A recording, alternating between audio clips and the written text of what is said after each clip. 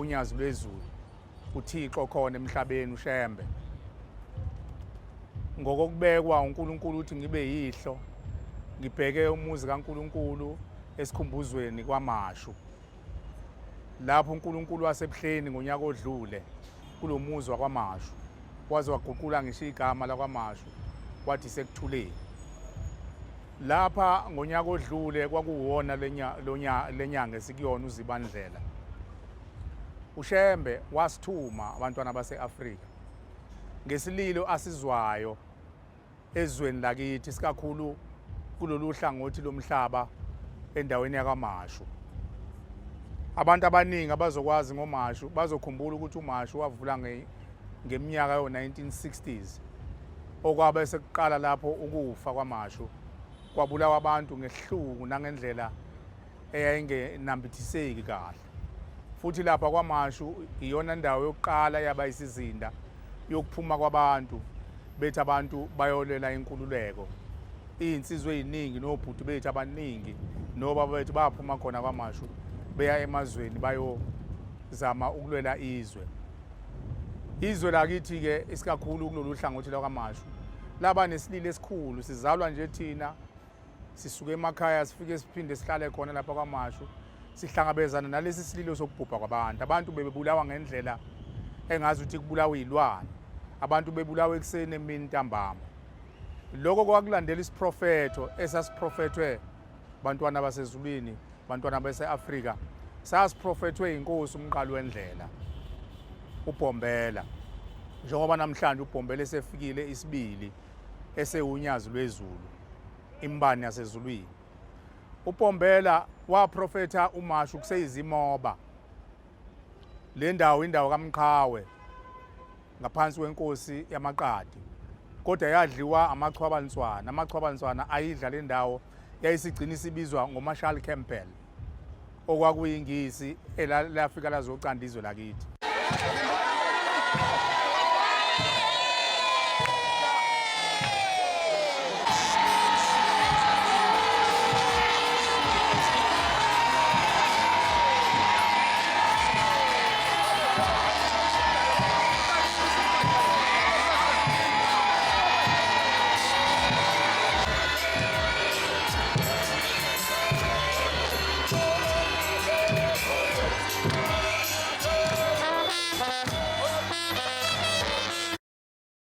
Kwagcina sekuthiwa kwaMashu.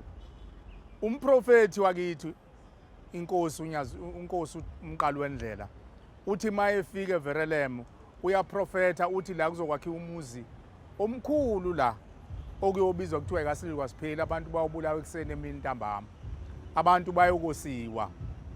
Ngempela kwabanjalo lesi siprofetho safezeka ngoba sasisho uNkulunkulu. Okuhambe kwahamba kwafika inkosi uthingo lenkosi, inkosi enyanga yezulu yasithuma ngeshwa-ke ngoba iy'ndlebe zabasemhlabeni ziyasinda isheshe izizwe. Kwabanzima nakobaba babekhona ukulalela inyanga yezulu mayithi ngakheleni lapha abantu abamumuzi ngoba ngifuna ukuzogeza leli gama elakhulunywa ubaba umqali wendlela uthi koba kaSilo kwaSipheli ngoba lesi silo asipheli. Akwenzekanga kwaze kwayinkosi uthingo lenkosazana. Inkosi uthingo lenkosazana itheke mayihlala esihlalweni sasezulwini yahlala nathi sesivuleka amehlo sesikhona yasithuma sahlangana nabefundisi. Abefundisi bawuthatha umthwalo bawubuyisela kithi bathi cha umsebenzi unikezwe nina. Kuhambe kwahamba-ke kuloku luvindi ngenxa yeyikhubekisa eyikhona kwaMashu kungahlanganeki kuxatshwane kuphikiswane kwagcina-ke sekumile kanjalo kuze kwafika uNkulunkulu unyazi lwezulu.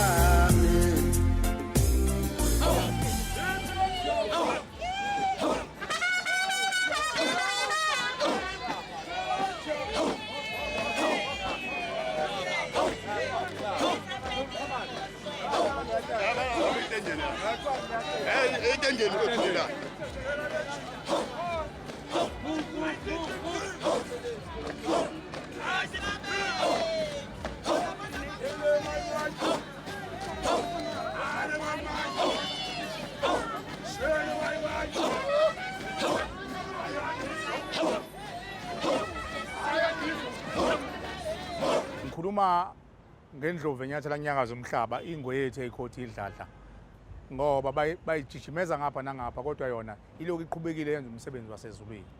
Unyazi lwezulu mali ngibizile lithi Mshumayeli ngishintshile idate yokuza kwamashu ngoba basezulwini sesivumelene nabo kukhona izinto ezisele. Ithi ke inkosi yasebuhleni ngizomemezela mina, angisafuni manje kumemezela omunye, ngizomemezela nini ukuthi umcimbi okuyogeza abantu kwamashu uyoba nini. Masifika ngalolo suku ngizokwethula Nkosi yamakhosi udaba lokugezwa kwabantu. Thina sasazi ukuthi uShembe uzogeza abantu abafa kwamashu, nezingane ezayilahlwayo, nezingane ezaphuphumayo, ezikhalayo zivukela kubantwana bafike njalo emzini kaNkulunkulu bekhala izinyembezi. Ngase ngifana nomuntu ongathi uyagula ekhanda ngoba ngitshelwa izinto zonke izinsuku ekufanele ngiyithulele abantu bafika nezibonakaliso belele ebuthongweni, kufika imindeni yabo ithi sizwile uShembe ukuthi uzogeza abantu, nathi sicela ukungasali. Kufika izingane zithi izingane sesibadala saphuphuma salahlwa lapha kwamashu. uShembe njengoba ezogeza abantu uzogeza thina, futhi uShembe njengoba ezogeza abantu uzodala thina kabusha. Bantwana base-Afrika yaphithanisa ikhanda le ndaba, ngangazi ukuthi ngizoyibeka kanjani uNkulunkulu.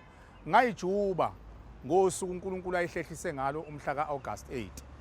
Ngayijuba wayesethi ubaba konke lokho ozokukhuluma ngiyakwazi.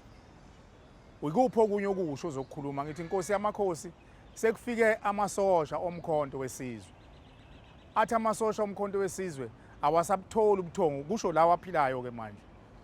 Athi awasabutholi ubuthongo. Ukhona amasosha asengathi aphithanyelwa amakhanda.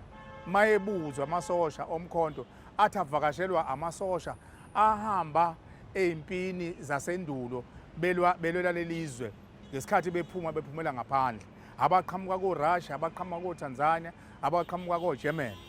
Bathi labafowethu uma befika bezobikela thina laba baboniswa lezi zinto bathi asijwayele thina lento ngoba asiwona amaNazaretha. Kodwa ebusuku masilele kufika amasosha, athi amasosha uShembe simuzwe thina siseyintabeni, silele emaweni lapho esafela khona nasemahlathini la esalahlwa khona. Samuza uShembe ukuthi uzobegeza abantu kwamashu abafa ngegazi. Igazi laqalwa ngathi ngoba ithini esahamba sangaphandle safike sabulawa. Yithi esabuyisa ibhamu sazonikeza izingane. Aniboni izingane manje zinidubula zingatrayiniwe, zidubula ubunuku. Ithini esivukile ngoba uhulumeni walelizwe usikhohliwe, akasinakile thina esafa sanganakwa. Abantu abakhunjulayo labantu abayizilomo baze balinganisa ngoMoses Mabhida, bathi uMoses Mabhida amathamba alandiwe. Kodwa thina asinakiwe thina ngoba sasi ngamagerilla, singaziwa, sasivesane nje sithunjwe sihambe siyosebenza. Sifike sifele khona lapha angatholwa, siqhunyiswe nangamabhomu, sithathwe sifakwe emkhumbini, sibhonshwe nemkhumbi. Amabhunu acelebrate ngathi emkhunjini, asifake emkhumbini asibhombe sidliwe ofishi. uShembe kodwa unyazi lwezulu silizwile likhuluma eParadise lithi lizogeza abantu kwamashu. Uma kuze kwashaya umhla ka-31 ningayanga masosha, ningayanga esikhumbuzweni kwamashu, awazi nasesikhumbuzweni lamasosha awakholwa. Athi sikufune sayiza kuthola. Maningazange nibatshela ababusi ukuthi abasiyele esikhumbuzweni kwamashu, basitshelele abashumayeli bakhona abositelele uNyazini ukuthi sicela ungasali uma sekugezwa amasosha ngoba nathi siyingxenye, yithi futhi esaletha ukufa emhlabeni. Bantwana base-Afrika ngoba le ndaba ngifuna ukuyiqoqa. Kwathi mangekwethula uNkulunkulu yabheka entshonalanga, inkosi yabheka empumalanga, yayisithi ngiyababona bayakhala. Yayisithi uyazi ukuthi Majiya ngalanda abantu ngabashiya emngceleni ngesikhathi ngiyolanda abantu ababefela eRobben Island ngabashiya emngceleni. Labo bantu engabashiya emngceleni basakhala namanje, ngizobalanda kanye nabo bonke laba bantu.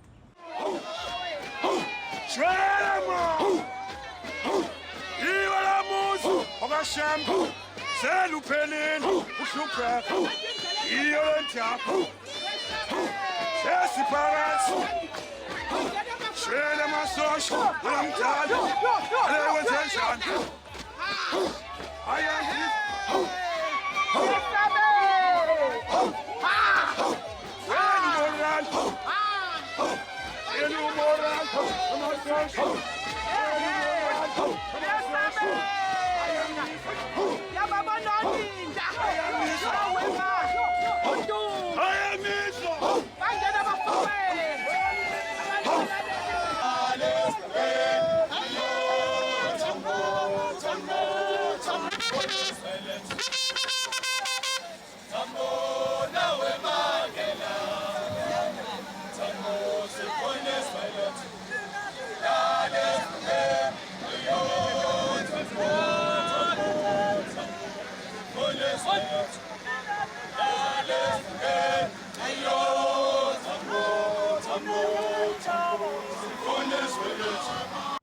Bantwana base-Afrika, izibukeli zasezulwini, nani ikhonzi zasezulwini.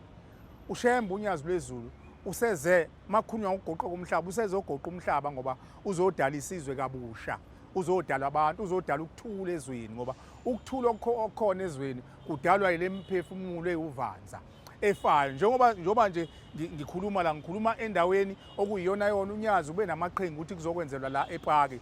Bonke labo bantu abafela la ePaki babonakala begcwele lapha emzini wenkosi esikhumbuzweni, bekhala inyembezi bethi abazali baba beze bazobabika uNkulunkulu nabo balande ngoba bafela emgwaqeni, bafela kuphoyinti, bafela kuphi. Safika ke isikhathi ke bantwana base-Afrika, lafika uNyazi.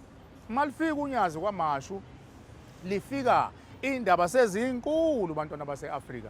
Kafushane nje mangizocaphuna insizwa yakaZulu ebukhosini, ngithi indlu angisazi noma yathi indlu yasegazini. Bafika lapha silungiselela ukwakha umuzi lo uShembe athi asiwakhe, lo muzi awethi igama uShembe wathi ikhaya lemphefumulo. Ufika unikelela umndeni wakubo indla kwabo. Mayesebuyela ezweni lakubo, kufika amakhehla kubo athi lalela mfana, wena ufika lapha ekhaya lemphefumulo emzini kaNkulunkulu la kwakhiwa khona umuzi kaNkulunkulu, ufika unikelela indla kwenu, uzonikelela izingane. Thina singamakhosi, thina namabutho afa ngesikhathi sophunga nomageba, nizingane nina, buyele emuva ke. Mawubuyele emuva ukhipha inkomo esiyiqamba kuwena kuzoba u10,000, ufika unikele ngawe esikhumbuzweni, uthi nathi siyawakha lo muzi ngoba lo muzi bantu bami, mntanami, iwona esohlala kuwo ngoba asinayo indawo yokuhlala engcwele ngaphandle kwale ndawo yakhiwa uShembe. Sekuzofika lesikhathi kufika insizwa. Le nsizwa ithi ngithunywe izingane ezaphuphumayo. Zithi lezi zingane njoba kugcwele amaphara awadabuki ngoba kuyintando kaNkulunkulu noma kuyindalo.